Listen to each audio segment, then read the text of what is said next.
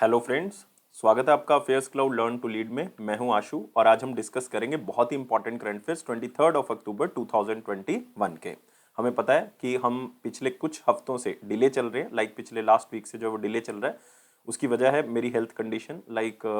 आप देख सकते हो कि मेरे बोलने से आपको पता लग रहा होगा कि कितनी ज़्यादा जो है वो तबीयत खराब है, लेकिन मैं कोशिश कर रहा हूँ कि कोई भी डिले जो है वो ना हो। तो आज जो है वो हम सारा का सारा करंट अफेयर कोशिश करेंगे कि जितना भी पुराना पेंडिंग है वो अपलोड कर सके। तो आप यहाँ पे दो बेस्ट इमेजेस देख सकते हो, लेकिन आपने करंट अफेयर्स को बिल्कुल लास्ट तक देखना है क्योंकि हम बहुत ही इंपॉर्टेंट करंट अफेयर डिस्कस करने वाले हैं। तो आप हमारी एप्लीकेशन को डाउनलोड कर लें, करियर्स क्लाउड को, लिंक उसका डिस्क्रिप्शन बॉक्स में।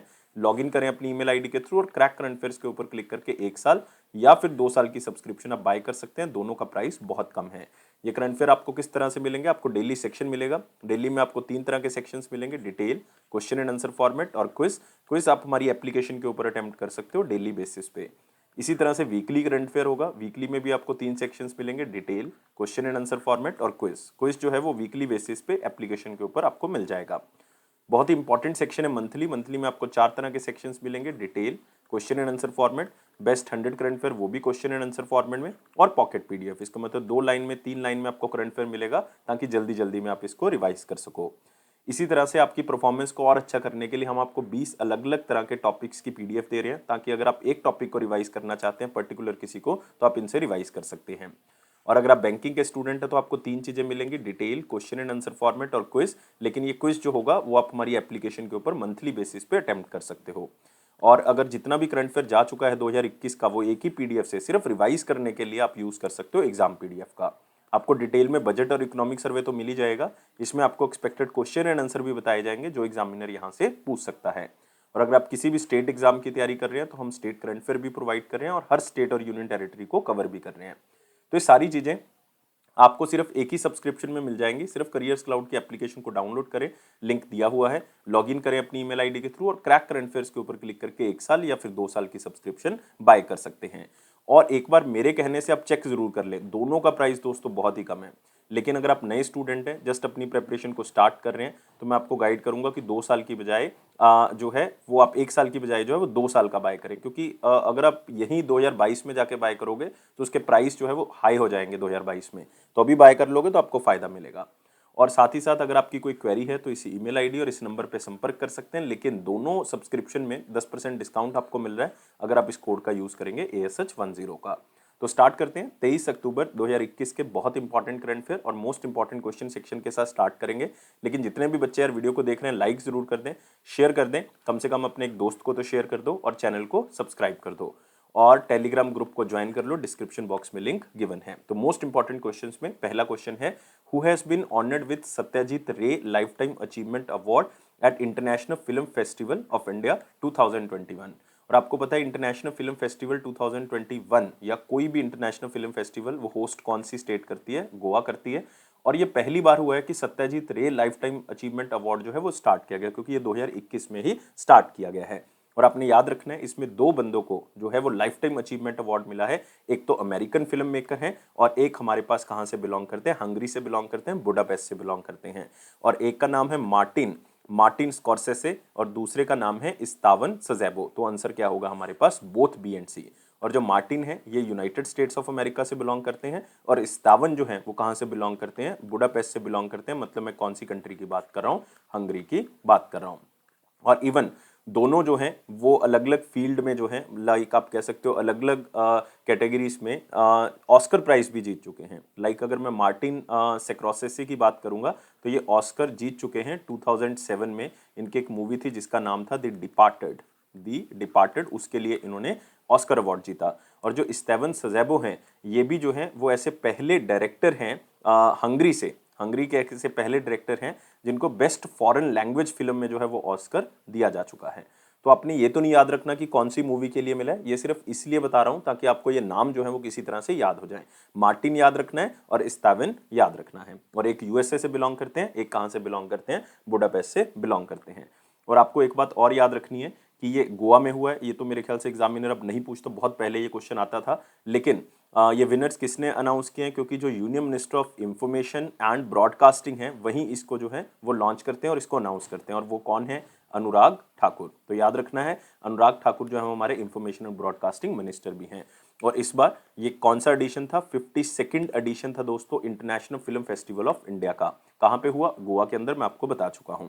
लेकिन एक बात और याद रखनी है, इस बार ब्रिक्स कंट्रीज, ये आपने याद रखना है, ये क्वेश्चन आपको पूछा जा सकता है। इस बार ब्रिक्स कंट्रीज जो हैं वो फोकस कंट्रीज हैं। तो आपको पूछा जा सकता है फोकस कंट्रीज कौन सी हैं, उसमें ऑप्शन दे देगा एशियान है, सार्क कंट्रीज हैं। तो याद रखना है ब्रिक्स कंट्री मतलब ब्राजील, रशिया, इंडिया, चाइना और साउथ अफ्रीका जो है फोकस कंट्री है। 52nd international film festival of India था। तो ये सारी चीज़ें याद रखनी है। और मैं आपको बता चुका हूँ सत्यजीत रे जो कि इंडियन सिनेमा के एक मास्टर हैं और उनकी बर्थ सेंटेनरी है, 100 ईयर्स हम सेलिब्रेट कर रहे हैं, जिसके कारण ये अवार्ड जो है 2021 में पहली बार दिया गया है। लेकिन जो आप ये नाम देख रहे हो फुमजिले लांबो का, तो रिसेंटली इनको भी एक अवार्ड मिला है जिसको कहा गया है ग्लोबल गोल्स अवार्ड। याद रखोगे, ग्लोबल गोल्स अवार्ड। ये अवार्ड जो है वो bill and Melinda Gates foundation की तरफ से दिया गया है, ग्लोबल गोल्स अवार्ड 2021 फुमजिले लांबो नगु का। तो ये जस्ट एक बार आप नाम को पढ़ लें, आपको याद आ जाएगा ऑप्शन में देख के। तो आप यहाँ पे दोनों का चेहरा देख सकते हो, मार्टिन स्कॉर्सेसे जो कि यूएसए से बिलोंग करते हैं, स्तावन सजेबो जो कि बुडापेस्ट हंगरी से बिलोंग करते हैं। दोनों को सत्यजीत रे, पहला सत्यजीत रे अवार्ड जो है वो दिया गया है इंटरनेशनल फिल्म फेस्टिवल में। 52nd एडिशन है इंटरनेशनल फिल्म फेस्टिवल का, हाइब्रिड फॉर्मेट में हुआ है, इसको भी याद रख लें। अगले क्वेश्चन के ऊपर आते हैं जो कि वेरी इंपॉर्टेंट क्वेश्चन है, एक ही क्वेश्चन था आज मोस्ट इंपॉर्टेंट में। तो वीडियो को अभी के अभी लाइक कर दें, शेयर कर दें मैक्सिमम टू मैक्सिमम, और चैनल को सब्सक्राइब कर दें अभी के अभी सब्सक्राइब करके, फिर अगला क्वेश्चन देखोगे। और टेलीग्राम ग्रुप को आप डिस्क्रिप्शन बॉक्स से ज्वाइन कर लें। और क्वेश्चन क्या है? Which state has launched a web portal named E Munnetram to review infrastructural projects. तो एक वेब पोर्टल लॉन्च किया गया जिसका नाम क्या है? ई मुनित्रम। तो वो क्या करेगा, उस प्लेटफॉर्म के उस ऑनलाइन पोर्टल पे जाके जितने भी इंफ्रास्ट्रक्चर प्रोजेक्ट्स है उसका रिव्यू लिया जा सकता है, उसकी फोटोज देखी जा सकते हैं कि करंट स्टेटस क्या चल रहा है, कितना पैसा उसके ऊपर खर्च हो चुका है, कितना और खर्च होगा, ये सारा डाटा आपको मिल जाएगा। और ये लॉन्च, अगर मैं आपको चीफ मिनिस्टर का नाम बता देता हूं तो इसका मतलब आप मुझे आंसर आराम से बता दोगे। आंसर क्या है इसका? एमके स्टैलिन ने इसको जो है वो लॉन्च किया है, तो आंसर क्लियर है, तमिलनाडु जो है वो आंसर होगा। तो ए आंसर होगा। तो उन्होंने वेब पोर्टल लॉन्च किया, नाम रखना है ई मुनित्रम, ये याद रखना आपने, ताकि इंफ्रास्ट्रक्चर प्रोजेक्ट्स को देखा जा सके। और इसको जो तमिलनाडु की ई गवर्नेंस एजेंसी है उसने उसको डेवलप किया है। अभी ये प्राइवेट पोर्टल है, मतलब आप कह सकते हो एक तरह से हर कंपनी जो है वो इसको देख सकती है।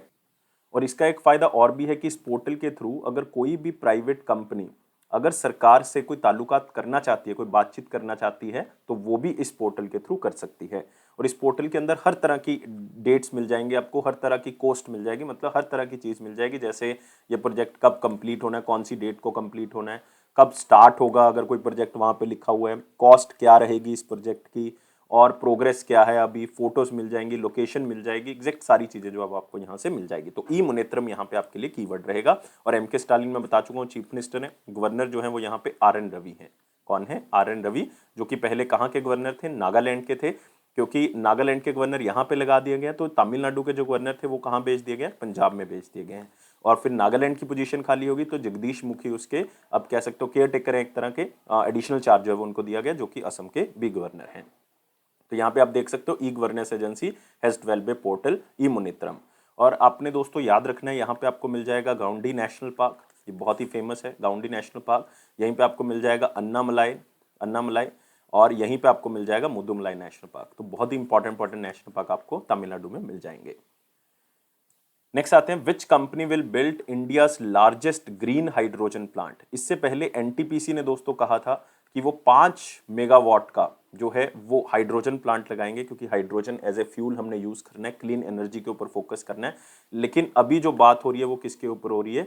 10 मेगावाट के ऊपर हो रही है। 10 मेगावाट का एक प्लांट जो है वो लगाया जाएगा। 12 से 14 महीने, मतलब 1 साल से 1.5 साल के अंदर इसको तैयार कर दिया जाएगा। और ये कंपनी है gas authority of India limited जो इसको तैयार करेगा। अभी लोकेशन जो है वो इसकी फाइनल नहीं है कि कौन सी लोकेशन में लगाया जाएगा, लेकिन बेस्ट लोकेशन अभी तक बताया जा रहा है कि शायद मध्य प्रदेश में लगाया जाए, लेकिन अभी कंफर्म नहीं है क्योंकि इन्होंने 2-3 लोकेशंस को जो है वो सिलेक्ट किया है। तो आप यहाँ पे देख सकते हो इंडिया का लार्जेस्ट ग्रीन हाइड्रोजन प्लांट जो है वो कौन लगाएगा? Gas authority of India limited लगाएगा। तो इसमें क्या होगा कि जो भी हाइड्रोजन यहां से प्रोड्यूस की जाएगी वो फर्टिलाइजर यूनिट्स में भेजी जाएगी। कहां पे भेजी जाएगी? फर्टिलाइजर यूनिट्स में, क्योंकि इंडिया का टारगेट है कि हमने हाइड्रोजन को एज ए फ्यूल जो है वो क्या करना है? यूज करना है। और एनटीपीसी में पहले बता चुका हूं कि 5 मेगावाट का प्लान जो है वो दे चुका है। लद्दाख में भी लगाएंगे और भी कई जगह पे एनटीपीसी का प्लान है कि वो 5 मेगावाट का ये प्लांट जो है वो लगाएंगे हाइड्रोजन फ्यूल का। और आपने याद रखना है कि इंडिया का टारगेट है कि हमने जो है वो नेचुरल गैस का शेयर टोटल एनर्जी में 15% कर देना। अभी जो है वो 6.2% है, लेकिन 15% कर देना है। और गेल के बारे में याद रखना है, इसके चेयरमैन और मैनेजिंग डायरेक्टर कौन है? मनोज जैन है, मनोज जैन। अगले क्वेश्चन के ऊपर आते हैं। Who has been elected as the first ever president of Barbados? तो सबसे पहले तो आपको पता होना चाहिए कि ये बारबाडोस कंट्री कहाँ पे है, और हम 2021 में हैं और हम कह रहे हैं कि फर्स्ट एवर प्रेसिडेंट। इससे पहले क्वीन इलिजाबेथ टू जो कि आप कह सकते हो कि रानी है कहाँ की? ब्रिटेन की। तो वहीं जो है वो क्या होती थी? इनकी हेड होती थी। मतलब ये सिस्टम जो है वो बारबाडोस का वो रिपब्लिक नहीं था, लेकिन अब इसको रिपब्लिक बना दिया गया है। और अब क्वीन इलिजाबेथ टू को रिप्लेस कौन करेगा? वो करेंगे यहाँ पे करेंगी बेसिकली देम सेंड्रा मेसन। तो आंसर क्या होगा हमारे पास? बी होगा। आप इनका फोटो देख सकते हो देम सेंड्रा का मेसन, लेकिन ये इससे पहले इस पोजीशन को गवर्नर जनरल के नाम से जाना जाता था। और क्वीन इलिजाबेथ जो टू होती थी वहीं जो है वो नई आप कह सकते हो हेड होती थी बारबाडोस की, लेकिन अब उनको रिप्लेस करके कौन बनेंगी? बारबाडोस की सेंड्रा मेसन। पूरा नाम आप यहाँ पे देख सकते हो, देम सेंड्रा मेसन। तो ये बन जाएंगी नई प्रेसिडेंट और पहली प्रेसिडेंट क्वीन एलिजाबेथ टू को रिप्लेस करके। और बारबाडोस है कहाँ पे ये देख सकते हो आप। ये आपको दिख रहा है नॉर्थ अमेरिका ऊपर, नीचे दिख रहा है साउथ अमेरिका, उसके बीच में आपको कैरेबियन आइलैंड्स दिख रहे हैं, और यहाँ पे है दोस्तों बारबाडोस और उसकी कैपिटल कौन सी है? Bridge town. तो क्वीन एलिजाबेथ टू को रिप्लेस करके नई हेड ऑफ स्टेट जो है वो कौन बनेगी? Sandra mason. और इससे पहले ये गवर्नर जनरल जो है वो इलेक्ट की गई थी, क्योंकि इससे पहले गवर्नर जनरल पोजीशन होती थी 2018 में। जैसे इंडिया में भी अगर आप देखोगे गवर्नर जनरल की पोजीशन होती थी, वैसे ही वहां पे भी अभी भी गवर्नर जनरल की पोजीशन चल रही थी। और आपको पता होना चाहिए कि क्वीन एलिजाबेथ टू अभी भी जो है 15 कॉमनवेल्थ कंट्रीज 15 कॉमनवेल्थ कंट्रीज अगर हम बारबाडोस को मिला के लें, अदरवाइज 14 हो जाएंगी, इनको जो है वो लीड करती हैं यूनाइटेड किंगडम को मिला के। एक तो यूनाइटेड किंगडम तो है ही, तो उनकी हेड ऑफ स्टेट मानी जाती है ये। इवन 15 कॉमनवेल्थ कंट्रीज, कॉमनवेल्थ वो कंट्रीज जिनके ऊपर ब्रिटेन ने रूल किया है तो उनको हम कॉमनवेल्थ कंट्रीज कहते हैं। तो 15 कंट्रीज के ऊपर जो है वो अभी भी एज ए हेड कौन रूल करता है? Queen Elizabeth two, including United kingdom, including Barbados. और बारबाडोस की करेंसी कौन सी है? Barbados dollar. लेकिन कैपिटल याद रखनी है कौन सी है? Bridge town.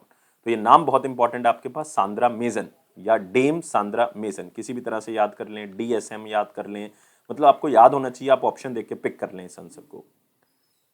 नेक्स्ट आते हैं, एडिडास साइंड हुम as the global brand ambassador of the company. तो वैसे तो आप अगर बहुत से प्लेयर्स देखोगे इंडिया में, जैसे मीराबाई चन्नू हैं, मीराबाई चन्नू, लोवलीना बोर्गोहेन है जिन्होंने ओलंपिक्स मेडल जीत लिए हैं, तो इनको भी रिसेंटली जो है वो एडिडास की तरफ से ब्रांड एम्बेसडर बनाया गया था। Even Indian boxer Nikhat Zareen है, उनको भी ब्रांड एम्बेसडर बनाया गया था। स्प्रिंटर हिमा दास हैं स्प्रिंटर, तो उनको भी बनाया गया।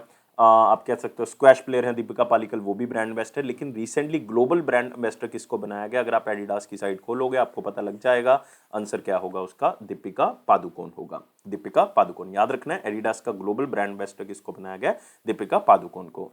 लेकिन आप यहाँ पे केएल राहुल का नाम देख रहे हो, जो कि बहुत ही बेहतरीन प्लेयर है इंडियन क्रिकेट टीम के। और रियलमी जो कि आप कह सकते हो चाइनीज स्मार्टफोन ब्रांड है, उन्होंने केएल राहुल को एज ए ब्रांड एम्बेसडर बनाया अपनी स्मार्टफोन कैटेगरी का। वो दिखाना चाहते हैं कि हमारा जो मोबाइल है वो यूथ ओरिएंटेड है, मतलब नौजवानों के लिए है, और इसीलिए उनका टारगेट भी जो है वो उन्हीं नौजवानों के ऊपर रहेगा, और इसीलिए केएल राहुल को ब्रांड एम्बेसडर बनाया गया। बहुत ही बेहतरीन प्लेयर इंडियन क्रिकेट टीम के। तो केएल राहुल याद रखना दोस्तों नाम, ये रियलमी के बनाए गए, और दीपिका पादुकोण एडिडास की ब्रांड एम्बेसडर बनाई गई हैं। नेक्स्ट आते हैं अगला क्वेश्चन। एक बुक लिखी गई है जिसका नाम है actually I met them, a memoir, authored by हुम। तो उन्होंने याद किया है कुछ बड़े नाम को बॉलीवुड के अंदर, खास करके जो बहुत बड़े नाम हैं जिन्होंने उनकी लाइफ को इफेक्ट किया है। तो इसलिए नाम क्या है? एक्चुअली आई मेट देम, मतलब मैं उनसे मिला हूँ। और वो बुक लिखी है बहुत ही फेमस पोएट, मेरे ख्याल से लिरिसिस्ट और पोएट के नाम से ज़्यादा जानते हैं, वैसे प्रोड्यूसर भी हैं, और मेरे ख्याल से कोई बच्चा होगा जिन्होंने इसका नाम नहीं सुना होगा। तो ये हैं गुलजार, और बहुत ही कम बच्चे होंगे जिनको गुलजार जी का ओरिजिनल नाम पता है। इनका ओरिजिनल नाम है संपूर्ण सिंह कालरा, संपूर्ण सिंह कालरा, ये इनका ओरिजिनल नाम है दोस्तों, ये याद रखेंगे, संपूर्ण सिंह कालरा इनका ओरिजिनल नाम है। ये बुक जो है वो पेंगुइन रैंडम हाउस की तरफ से पब्लिश किया। आप देख सकते हो बहुत ही सुंदर सा कवर पेज और बहुत ही खूबसूरत पिक्चर गुलजार जी की। और एक्चुअली आई मेट देम, ये बुक उन्होंने लिखी है और गुलजार यहाँ पे नाम देख सकते हो और ये पेंगुइन का साइन भी आप देख सकते हो। और इसमें उन्होंने बताया है कि मैं जो है वो किशोर कुमार, लाइक बिमल रॉय, ऋत्विक घटक, ऋषिकेश मुखर्जी, इन सबसे मिला हूँ और इनसे बहुत सी चीज़ें सीखा हूँ। तो ये चीज़ें उन्होंने बताई हैं। और याद रखना है संपूर्ण सिंह कालरा इनका ओरिजिनल नाम था। तो गुलजार बहुत इंपॉर्टेंट नाम बॉलीवुड इंडस्ट्री के अंदर। Next, what is the name of first domestically developed space rocket which is launched by south Korea. तो ऐसा पहली बार हुआ है कि उन्होंने खुद जो है वो एक स्पेस रॉकेट बनाया, मतलब बाहर की टेक्नोलॉजी का यूज़ नहीं किया, उनके अपने साइंटिस्ट ने इसको बनाया है और ये साउथ कोरिया ने ये कारनामा किया है और उन्होंने उस रॉकेट का नाम क्या रखा है, नूरी।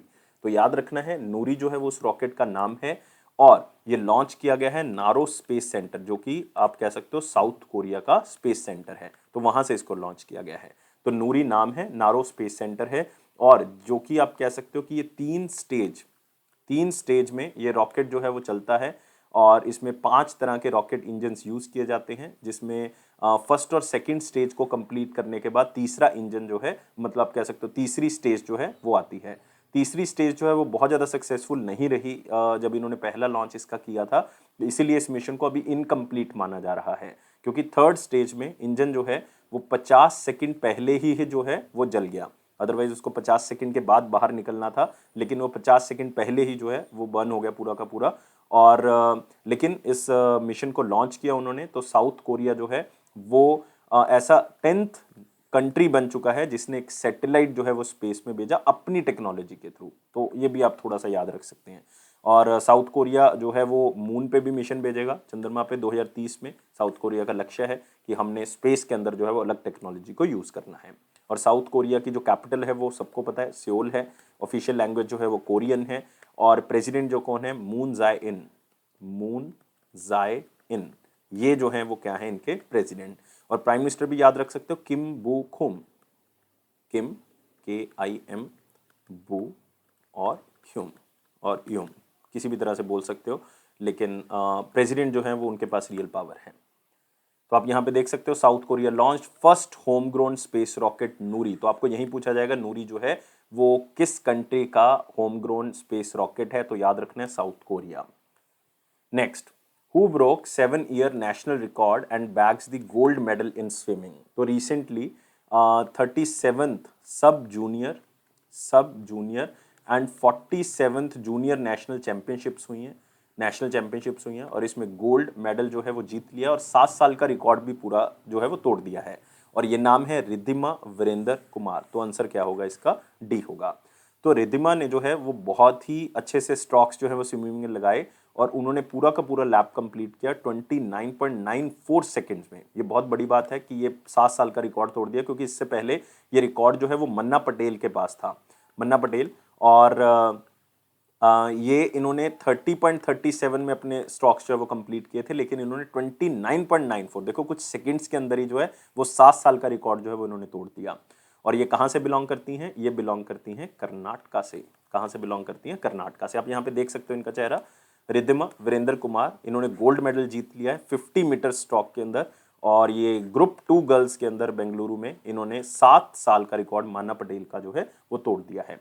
लेकिन आप जो शालिनी दीक्षित का नाम देख रहे हो, इन्होंने दोस्तों सिल्वर मेडल जीता है इसके अंदर। नित्या सागो का देख रहे हो, ब्रॉन्ज मेडल जीता है। लेकिन याद रखने की जरूरत नहीं, सिर्फ जो क्वेश्चन स्लाइड में लिखा हो उसी को याद रखें। रिद्धिमा वीरेंद्र कुमार, इन्होंने 7 साल का स्विमिंग रिकॉर्ड तोड़ दिया है और इन्होंने गोल्ड मेडल जीता है 50 मीटर स्ट्रोक के अंदर। और ये 37 सब junior and 47 junior national championship के अंदर इन्होंने जीता है। नेक्स्ट आते हैं, which bank partner with pine labs. Pine labs आपको पता है ये पॉइंट ऑफ सेल मशीन्स जो होती हैं, अगर आप किसी दुकान पे जाओ तो वहां पे देख सकते हो एक वाइट कलर की पड़ी होगी पाइन लैब्स और ऊपर लिखा होगा पाइन लैब्स। तो आप देख के आइयो अगर आपने नहीं देखा तो ये पॉइंट ऑफ सेल मशीन्स इस बैंकिंग ऑर्गेनाइजेशन के साथ पार्टनरशिप करके और पॉइंट ऑफ सेल मशीन्स की सर्विसेज को बढ़ाएंगे। बहुत ही सिंपल सा क्वेश्चन है। और ये बैंक हमारे पास बेसिकली कौन सा है, कोटक महिंद्रा बैंक। तो आंसर क्या होगा इसका, बी होगा। तो कोटक महिंद्रा बैंक ने पाइन लैब्स के साथ टाई अप किया है और आप कह सकते हो पॉइंट ऑफ सेल जो सर्विसेज हैं, जो मशीन्स हैं, उनको रिटेलर्स तक और पहुंचाना है और अपनी सर्विसेज को एक्सपेंड करना है। और इस टाई अप के थ्रू आप कह सकते हो जो भी मर्चेंट्स इंडिया के अंदर हैं वो कोटक महिंद्रा बैंक की सर्विसेज को यूज़ कर सकते हैं, जो कि पाइन लैब्स की पीओएस मशीन मतलब point of sale payment solution को यूज़ कर रहे हैं। मतलब पॉइंट ऑफ सेल मशीन जो है वो पाइन लैब्स के द्वारा प्रोवाइड की जाएंगी, बैंकिंग सर्विसेज जो है वो कोटक महिंद्रा के द्वारा प्रोवाइड की जाएंगी। और कोटक महिंद्रा के बारे में याद रखें, इसके एमडी और सीईओ मेरे ख्याल से सब बच्चों को पता होगा, उदय कोटक हैं। हेडक्वार्टर इसका मुंबई है और इसको 2003 में जो है वो इसकी शुरुआत की गई थी एज ए बैंकिंग। और कोटक महिंद्रा बैंक जो है वो पहली फाइनेंस कंपनी है जिसको कमर्शियल बैंक के अंदर कन्वर्ट किया गया था। फर्स्ट फाइनेंस कंपनी जिसको कमर्शियल बैंक के अंदर कन्वर्ट किया गया था। अब यहाँ पे देख सकते हैं कोटक महिंद्रा बैंक ने पाइन लैब्स के साथ टाई अप किया पॉइंट ऑफ सेल सर्विसेज के लिए। नेक्स्ट है कौन सी स्पेस टेक्नोलॉजी स्टार्टअप है, मतलब कौन सा स्पेस का स्टार्टअप है जिन्होंने एमओयू साइन किया है एल&टी के साथ, लॉरेंस एंड टर्बो के साथ, ताकि वो अफोर्डेबल स्पेस टेक्नोलॉजी के ऊपर काम कर सकें। और उसकी डिमांड भी अब बढ़ रही है कि अफोर्डेबल स्पेस टेक्नोलॉजी होनी चाहिए।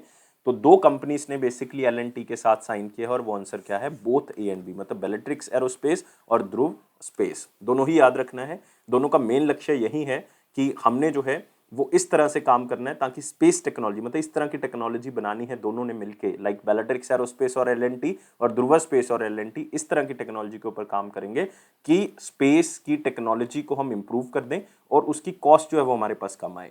और रिसेंटली दुबई एक्सपो जो हुआ है 2020 का, तो उन्होंने इसमें इसको साइन किया है। ये भी आप थोड़ा सा याद रख सकते हो ताकि आपको याद रहे। और ध्रुवा स्पेस और बेलेट्रिक्स एरोस्पेस बहुत ही इंपॉर्टेंट कंपनीज हैं स्पेस स्टार्टअप्स के अंदर। इवन अग्निकुल कॉस्मोस भी बहुत इंपॉर्टेंट कंपनी है स्टार्टअप्स के अंदर, और स्टार्टअप्स को बढ़ाया जा रहा है स्पेस के अंदर और इसरो इसमें योगदान दे रहा है। और इवन सारी कंपनीज को कह रहा है जो स्पेस स्टार्टअप्स हैं जैसे बेलेट्रिक्स हैं, ध्रुव हैं, अग्निकुल हैं, कि आप इसरो की फैसिलिटी को यूज करें और अपनी टेक्नोलॉजी जो है उसका नया आविष्कार करें। तो सिर्फ नाम जो है वो याद रखने हैं। नेक्स्ट आते हैं कौन सी स्टेट ने एमओयू साइन किया है बहुत सी टेक्नोलॉजिकल फर्म के साथ ताकि वो स्किल ट्रेनिंग प्रोवाइड कर सके स्टूडेंट्स को, ताकि उनको जॉब देखने में कोई प्रॉब्लम ना आए और एम्प्लॉयमेंट अपॉर्चुनिटीज उनको मिल सके। और यहाँ पे बात हो रही है कौन सी स्टेट की, गोवा की। तो गोवा ने ये एमओयू साइन किया है। बेसिकली गोवा का जो directorate of higher education department है उन्होंने ये एमओयू साइन किया है।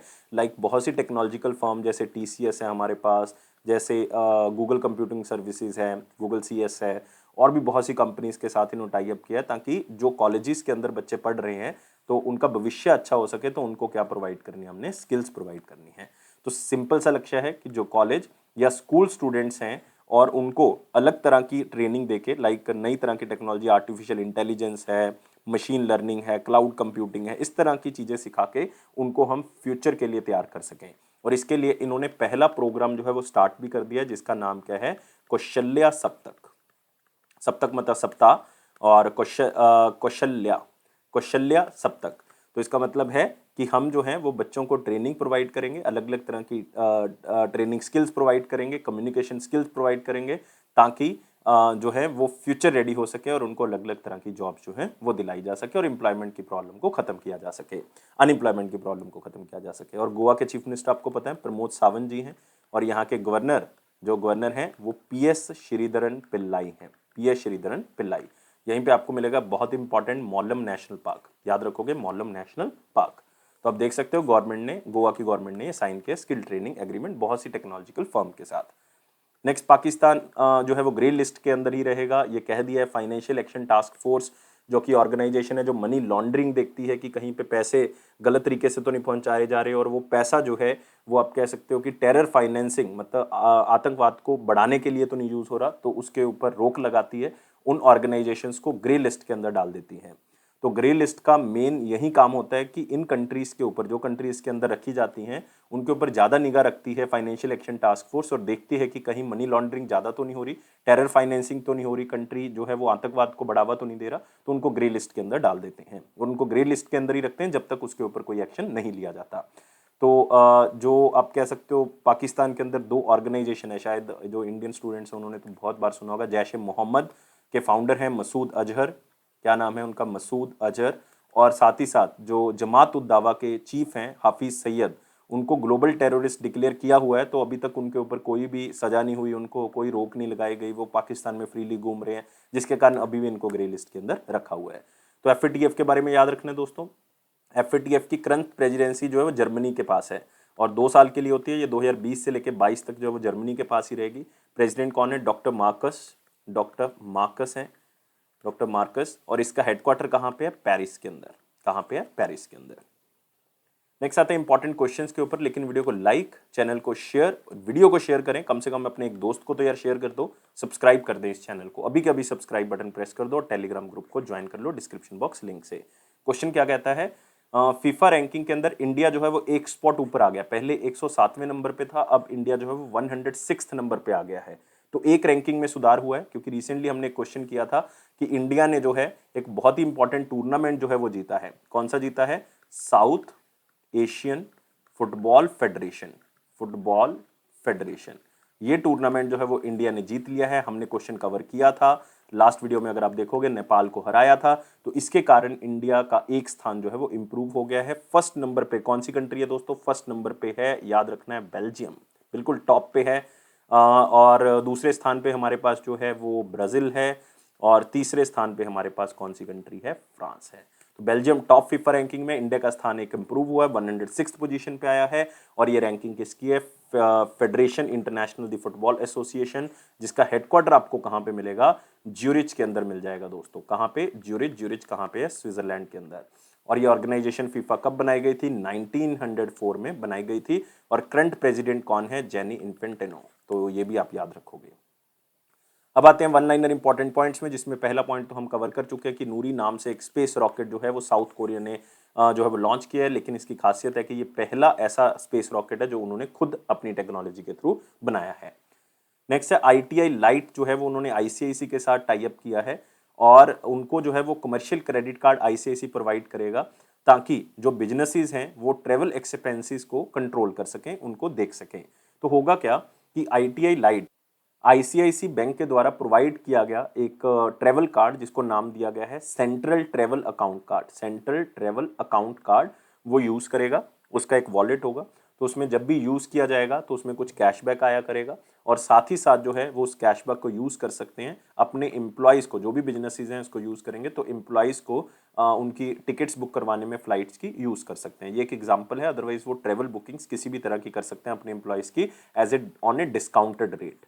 तो ये ITI लाइट जो है ये सर्विसेज प्रोवाइड करता है। ITI लाइट क्योंकि एक तरह का बिजनेस ट्रैवल और एक्सपेंस मैनेजमेंट प्लेटफॉर्म है, जो कि कहाँ पे स्थित है? बेंगलुरु के अंदर। तो इनका ICICI के साथ टाई अप हो, बहुत ज़्यादा इंपॉर्टेंट नहीं, लेकिन फिर भी इस लाइन को रीड जरूर कर ले।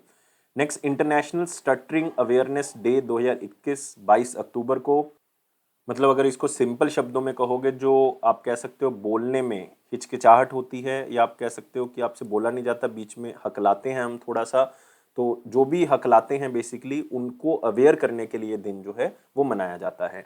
तो बेसिकली ये स्टटरिंग के बारे में या हकलाने के बारे में जो है वो बताती है, और साथ में नॉलेज देती है कि किस तरह से जो हकलाते हैं जिनसे एक फ्लुएंसी में नहीं बोला जाता, तो उनके ऊपर क्या गुजरती है, तो अवेयर किया जाता है कि इसको हम ठीक कर सकते हैं, धीरे धीरे करके जो है वो इसको ठीक किया जा सकता है। और स्टटरिंग अवेयरनेस कैंपेन जो है उसके लिए सी ग्रीन कलर जो है वो रिबन का यूज किया जाता है। तो सिंपली याद रखें 22 अक्टूबर। नेक्स्ट है IIFCL got RBI's approval to finance InvITs. तो देखो दो तीन चीजें इसमें इंपॉर्टेंट हैं, जैसे जो गवर्नमेंट का अपना owned infrastructure finance company limited है, जिसको हम कहते हैं IIFCL, India's infrastructure finance company limited, उसको RBI की तरफ से अप्रूवल मिल गई है कि वो फाइनेंस कर सकते हैं किसको? इनविट्स को। इनविट क्या है? Infrastructure investment trust instruments, infrastructure investment trust instruments. ये क्या है दोस्तों? ये दोस्तों इंस्ट्रूमेंट्स है लाइक म्यूचुअल फंड जैसे। तो ये क्या करते हैं? डायरेक्ट इन्वेस्टमेंट करते हैं छोटे छोटे अमाउंट में, छोटे छोटे प्रोजेक्ट्स में, चाहे वो कोई इंडिविजुअल कर दे, चाहे वो कोई इंस्टीट्यूशन कर दे, और अगर वो इंफ्रास्ट्रक्चर में इन्वेस्ट करते हैं तो कल को वो इंफ्रास्ट्रक्चर जो है वो कोई ना कोई काम तो करेगा ही, वहां पे कोई ना कोई काम तो होगा ही, तो उससे कुछ पैसे जो है वो जो भी इन्वेस्ट करेगा इंडिविजुअल तो उसको मिल जाएंगे। तो मतलब इंफ्रास्ट्रक्चर के अंदर इन्वेस्टमेंट करने के लिए, चाहे वो इंडिविजुअल करना चाहता है, चाहे कोई ऑर्गेनाइजेशन करना चाहती है, तो ये बनाया गया था इनविट्स। इसका मतलब क्या है? Infrastructure investment trust institution. और अब IIFCL को परमिशन मिल गई RBI की तरफ से कि वो भी फाइनेंस कर सकते हैं इन प्रोजेक्ट्स को। सिंपल क्वेश्चन, सिर्फ इसको एक बार रीड कर लें। Next, port authority of India appointed PK Garg as the CEO of TOPS. सबसे पहले आपको पता होना चाहिए टॉप्स क्या है। टॉप का मतलब है target Olympic podium scheme, target Olympic podium scheme. और इस स्कीम के तहत बेसिकली क्या होता है कि लाइक जो ओलंपिक्स हैं, जो पैरालंपिक्स हैं, उसके अंदर प्लेयर्स की परफॉर्मेंस इंप्रूव हो सके, तो ये प्लेटफॉर्म बनाया गया था टॉप्स। और इसमें जो ओलंपिक्स के अंदर खेलते हैं प्लेयर, उनके ऊपर टारगेट किया जाता है, उनका देखा जाता है, उनको फाइनेंशियल सपोर्ट की जाती है। ये 2014 में प्लेटफॉर्म लॉन्च किया गया था ministry of youth affairs and sports, मतलब अभी जो है वो अनुराग ठाकुर जी हैं। और याद रखना है, इनके जो सीईओ हैं वो पीके गर्ग अपॉइंट किए गए हैं। हमने इसको वेरी इंपॉर्टेंट या उसमें इसलिए नहीं कवर किया क्योंकि बहुत ज़्यादा इंपॉर्टेंट पॉइंट नहीं है। Next, sports authority of India के बारे में जरूर याद रखें। इसके जो डायरेक्टर जनरल हैं वो संदीप प्रधान हैं, संदीप प्रधान। और साथ ही साथ याद रखेंगे इसको 1984 में बनाया गया था। Next, external affair minister S Jaishankar ji Israel जाके आए हैं 17 अक्टूबर से लेकर 21 अक्टूबर तक। तो दोनों कंट्रीज में रिलेशन इंप्रूव हो सके क्योंकि उनके नए प्राइम मिनिस्टर बने हैं नेफ्ताली बेनेट, तो याद रखना है नेफ्ताली बेनेट। और करेंसी आपको पता है इजरायली शिकल है, कैपिटल जो है वो जेरूसलेम है। और दोनों कंट्रीज ने एग्री किया है कि हम एक इंटरनेशनल फोरम बनाते हैं इकोनॉमिक कॉपरेशन का, कि हम आपस में इकोनॉमिक कॉपरेशन किया करेंगे। और इसके लिए एक नया वर्ड यूज करेंगे, न्यू क्वाड। क्या ग्रुप बनाएंगे ये? New quad. कौन सी कंट्री के साथ? इजराइल के साथ। ये याद रखना है, न्यू क्वाड ग्रुप जो है वो इजराइल के साथ बनाया जाएगा, इंडिया का। और दोनों कंट्रीज फ्री ट्रेड के बारे में बात कर रही हैं और फ्री ट्रेड को दोबारा से रीस्टार्ट किया जाएगा 2021-22 के लिए। ये भी आपने याद रखना है। नेक्स्ट आते हैं क्वेश्चन, 22 अक्टूबर 2021 का क्या था? कौन सी रिवर है अफ्रीका की जो इक्वेटर को 2 बार कट करती है? मतलब मान लो ये इक्वेटर है तो ये रिवर ऐसे जो है वो कट करती है, और ये रिवर का नाम क्या है? कॉन्गो। तो याद रखना है आंसर क्या होगा इसका? 4 होगा। तो आप यहाँ पे देख सकते हैं ये है कॉन्गो रिवर दोस्तों। तो इस तरह से ये जा रही है और इस तरह से जो है वो ये 2 बार कट कर जाएगी, मतलब 2 बार जो है वो इसको कट कर जाएगी। एक रिवर मैं आपको और बताऊंगा जो कैप्रिकॉन को 2 बार कट करती है और वो भी अफ्रीका में, वो भी मैं आपको क्वेश्चन पूछूंगा। तो बात है क्वेश्चन ऑफ द डे। ये क्या कहता है? In which country Africa's highest mountain mount Kilimanjaro. देखो इसमें 2 क्वेश्चन छिपे हुए हैं। एक तो आपको यहां से ये पता लग गया कि अफ्रीका की हाईएस्ट माउंटेन कौन सी है, माउंट किलीमंजारो। ये कौन सी कंट्री में अफ्रीका की, ये आपने मुझे कमेंट बॉक्स में बता देना। बहुत ही सिंपल सा क्वेश्चन है। तो मैं वेट कर रहा हूं आपके आंसर का। 700+ लाइक्स, आपकी जितनी भी पेंडिंग वीडियोस हैं मैं आज ही अपलोड करने की कोशिश करूंगा। थोड़ी सी हेल्थ खराब होने के कारण मैं अपलोड नहीं कर पाया, शायद आपको मेरी आवाज़ से लग भी रहा होगा, अभी भी मैं पूरी तरह से ठीक नहीं हूँ। लेकिन कोशिश यही है कि सारा का सारा जो पेंडिंग वीडियो है वो आपकी अपलोड हो जाए। और इसी तरह से स्पोर्ट ज़रूर करते रहो यार, स्पोर्ट नहीं छोड़नी आपने कि अगर एक दिन वीडियो नहीं आई और सर बीमार हैं तो आप स्पोर्ट करना छोड़ दो, ऐसा नहीं होना चाहिए। तो स्पोर्ट ज़रूर चाहिए आपकी। सब्सक्राइब कर दें अभी के अभी चैनल को और लाइक कर दें, मुझे लाइक से ही पता लग जाएगा कि आप स्पोर्ट नहीं छोड़ोगे। और बेल बटन को प्रेस कर दो, टेलीग्राम ग्रुप को ज्वाइन कर लो ताकि ऑफिशियल नोटिफिकेशन मिलती रहे। अफेयर्स क्लाउड का प्रॉमिस है कि आपके कॉन्फिडेंस को जरूर बूस्ट करेगा। इसी तरह से हंसते रहो, मुस्कुराते रहो, लाइफ को बहुत ज़्यादा सीरियस नहीं लेना। Thank you guys, take care and bye bye.